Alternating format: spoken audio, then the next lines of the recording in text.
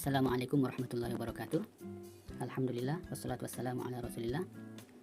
Pada kali ini kita dapat belajar pendidikan Islam tahun 2 yang bertajuk membaca surah An-Nas. Mari sama-sama kita baca doa. Allahumma ftah alaina hikmataka wansur alaina min khazaini rahmatika ya arhamar rahimin. Amin. Baiklah, pada kali ini kita mempelajari surah An-Nas.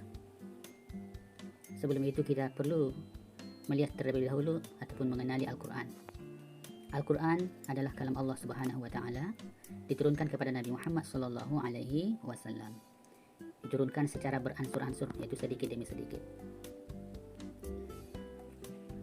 Dan diturunkan melalui perantaraan malaikat Jibril alaihissalam, serta diriwayatkan secara mutawatir, dan membacanya adalah merupakan ibadah. Selain daripada itu, kita perlu tahu bahawa Al-Quran terdiri daripada 30 juzuk. Satu juzuk itu kurang lebih 20 muka surat. Kemudian Al-Quran juga di dalamnya ada sebanyak 114 surah. Ada yang panjang, ada yang pendek, dan ada yang sedang.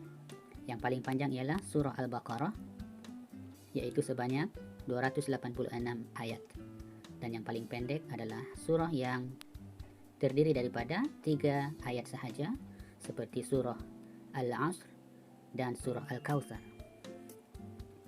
Kemudian ayat-ayat di dalam Al-Quran itu terdiri daripada sebanyak 6.236 ayat. Baiklah, seterusnya kita melihat secara khusus surah An-Nas, tajuk pelajaran kita pada kali ini. Surah An-Nas ialah surah yang ke-114, yaitu surah yang terakhir dalam ikut susunan Al-Quran, muka surat yang terakhir. Surah An-Nas diturunkan di Mekah, di Arab Saudi. Oleh kerana itu, kerana ia diturunkan di Mekah, ayat-ayatnya disebut ayat-ayat Makkiyah. Maksudnya ayat-ayat yang turun di Mekah. Surah An-Nas mengandungi 6 ayat.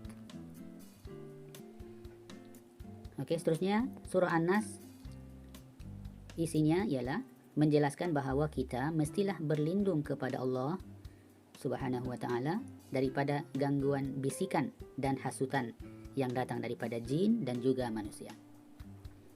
Oleh kerana itu, eloklah kalau kita membaca selalu surah An-Nas dalam kehidupan kita, terutamanya sebelum tidur ataupun bila-bila masa, ya, pergi ke hutan, pergi tempat yang sunyi, berkemping, berkelah, ya. Baguslah kita jadikan dia sebagai amalan. Surah An-Nas. Baiklah, sama-sama kita membaca surah An-Nas. Saya baca 2 kali secara berulang. Ikut sama-sama. A'udzu billahi minasyaitonir rajim. Bismillahirrahmanirrahim. Qul a'udzu birabbin nas. قل أعوذ برب الناس ملك الناس ملك الناس إله الناس إله الناس من شر الوسواس الخناس من شر الوسواس الخناس الذي يوسوس في صدور الناس الذي يوسوس في صدور الناس من الجنة والناس من الجنة والناس صدق الله العظيم. Begitulah tadi bacaan surah An-Nas. Okey. Selepas kita mempelajari surah An-Nas tadi dan mengikuti bacaannya, mari lihat soalan-soalan berikut. Ingatkah atau tidak lagi? Kalau tak ingat, bolehlah tengok semula. Berapa juzuk Al-Quran? Berapa banyak surah dalam Al-Quran? Berapakah bilangan ayat Al-Quran? Di manakah surah An-Nas diturunkan? Berapakah bilangan ayat surah An-Nas. Surah yang keberapakah surah An-Nas?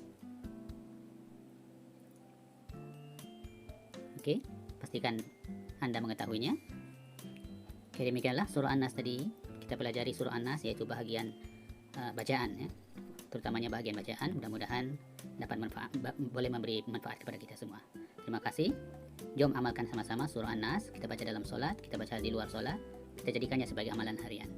Assalamualaikum warahmatullahi wabarakatuh.